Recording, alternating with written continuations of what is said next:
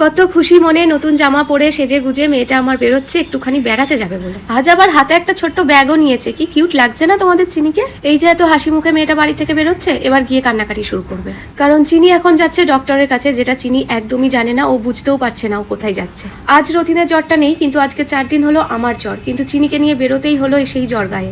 বারবার ঠাকুরকে ডেকেছি যে আমাদের যা হয় হোক, আমার মেয়েটার যেন জ্বর না আসে। না, শেষ রক্ষার হলো না, তোমাদের চিনিও ছাড় পেলো না। কাল রাত থেকে ওরও খুব জ্বর। ঘরে সমস্ত রকম মেডিসিন থাকা সত্ত্বেও মেয়েকে নিয়ে যাচ্ছে এখন ডক্টরের কাছে, দেখি উনি আর কি বলেন। মেয়ের অসুস্থতার কাছে নিজেদের শরীরের কষ্ট বলে আর কিছুই থাকে না। তখন মাথায় একটাই চিন্তা থাকে, নিজের যা হয় হোক, মেয়েটাকে আগে সুস্থ করতে হবে। এখানে এসে দেখি প্রচুর ভিড়, প্রচুর বাচ্চাদের ভিড় জমেছে, কারণ ম্যাক্সিমাম সবার এখন শরীর খারাপ চলছে। কিছুক্ষণ বসে ডক্টরের কাছে আসলাম। ডক্টর বললেন বাড়িতে একজনের হলে সবার হবেই, এটা মেনে নিতেই হবে। চেক আপ করলেন আর সেই সাথে কিছু মেডিসিন দিলেন, বললেন জ্বরটা কিছুদিন থাকবে। আমরা যে মেডিসিনগুলো দিচ্ছিলাম সেগুলোই ডক্টর দিয়েছেন, আর সাথে একটা অ্যান্টিবায়োটিক অ্যাড করে। তো সবাই প্রে করো চিনি যেন দ্রুত সুস্থ হয়ে যায়।